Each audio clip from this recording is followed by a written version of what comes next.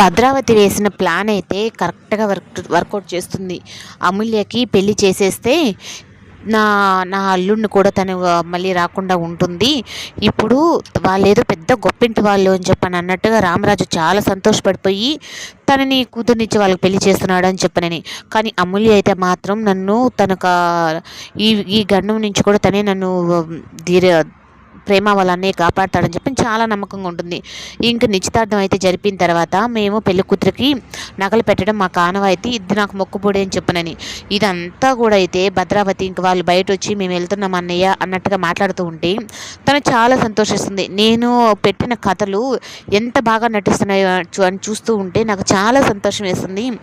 రామరాజు నిన్ను ఎలా దెబ్బ కొట్టాలి అని చెప్పని అనుకుంటే ఇప్పుడు నాకు కరెక్ట్గా దొరికావు నువ్వు అని చెప్పి నేను అంటూ ఉంటుంది.